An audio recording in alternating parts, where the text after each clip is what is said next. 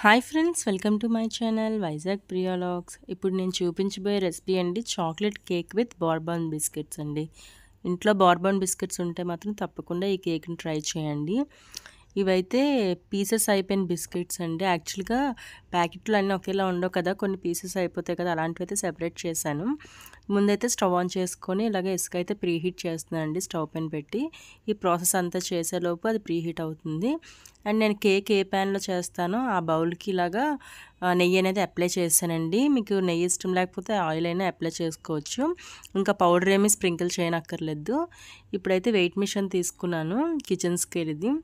ఇప్పుడైతే ఆన్ చేసి బిస్కెట్స్ అనేవి ఎంత వెయిట్ ఉందో అనేది మీకు చూపించడం కోసమే పెట్టానండి. ఇది 115 గ్రామ్స్ ఉంది. ఇప్పుడైతే ఒక మిక్సీ జార్ తీసుకొని బిస్కెట్ పీసెస్ అనేవి యాడ్ చేశాను. ఇందులోనే ఒక 2 స్పూన్ షుగర్ అయితే యాడ్ చేసుకోవాలండి. మీకు స్వీట్ ఎక్కువ వద్దు అనుకుంటే స్కిప్ చేయొచ్చు, లేదు అంటే 1 స్పూన్ వేసుకున్నా పర్వాలేదు. ఇప్పుడు దీన్ని అయితే పౌడర్ చేసుకోవాలి. చూడండి, పౌడర్ అనేది ఇంకా సరిగ్గా అవ్వలేదు. ఒకసారి స్పూన్తో కలుపుకొని మళ్ళీ మిక్సీ పట్టుకోవాలండి. ఇలాగ స్పూన్తో అయితే కలిపాను, మళ్ళీ మిక్సీ పట్టాను. ఇప్పుడు పౌడర్ అయితే మెత్తగా అయిపోయింది. ఇప్పుడైతే నేను బేకింగ్ పౌడర్ అయితే యాడ్ చేశానండి. బేకింగ్ పౌడర్ వచ్చేసి ఒక 1/2 స్పూన్ అయితే వేసాను, చిన్న టీ స్పూన్ అది. అండ్ మిల్క్ అయితే ఒక 100 ml మిల్క్ అయితే తీసుకోవాలండి. కాచి చల్లార్చిన పాలు. ఫస్ట్ కొంచెం పాలు వేసుకొని ఒకసారి కలిపాను అండ్ మిగిలిన పాలు కూడా వేసానండి. అంతే, ఇంక ఇదైతే మిక్సీ పట్టుకున్నాను. చూసారా ఎంత క్రీమీగా వచ్చిందో. ఇదైతే కేక్ ప్యాన్లో అయితే వేసేస్తున్నాను. మనం ఆల్రెడీ కేక్ బౌల్ ప్రిపేర్ చేసి ఉంచాం కదా నెయ్యి రాసి, అందులో అయితే ఇలా వేసానండి.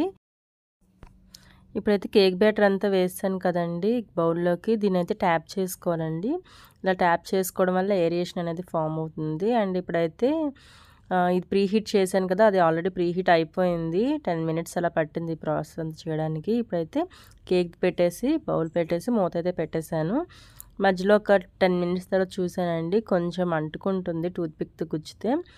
అండ్ మళ్ళీ అయితే మూత పెట్టేసి ఇంకొక 5 minutes ఉంచానండి.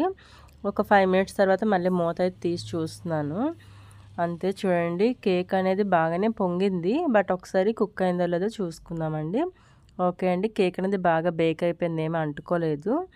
నాకు టోటల్గా ఒక 20 minutes అయితే పట్టిందండి ఈ కేక్ ప్రిపేర్ చేయడానికి. అండ్ కేక్ అయితే ఇంకా ఇసుకలో ఉంచకూడదు కదా, చూసారా ఎంత ఫ్లఫీగా ఉందో. నేను కేక్ అనేది తీసి బయటని పెట్టేసాను. ఒక 10 minutes తర్వాత చూస్తే లూజ్ అయిపోయిందండి చుట్టూను. ఈ కేక్ చాలా ఈజీగా డీమోల్డ్ అయిపోయిందండి. అంతే, ఈ కేక్ చేసుకోవడం చాలా ఈజీ అండి. ఒకసారి తప్పకుండా ట్రై చేయండి, ఎలాగొచ్చిందో నాకు కామెంట్ చేయండి. ఇప్పుడైతే నేను మీకు పీస్ కూడా కట్ చేసి చూపిస్తున్నాను చూడండి. మీకు ఈ వీడియో నచ్చిందా అండి? ఇంకెందుకు ఆలస్యం, ప్లీజ్ లైక్ చేయండి, షేర్ చేయండి, సబ్స్క్రైబ్ చేయండి. ఇలాంటి వీడియోస్ నా ఛానల్లో ఇంకా ఉన్నాయండి, ప్లీజ్ చెక్ చేయండి. ఉంటాను ఫ్రెండ్స్, బాయ్ అండి.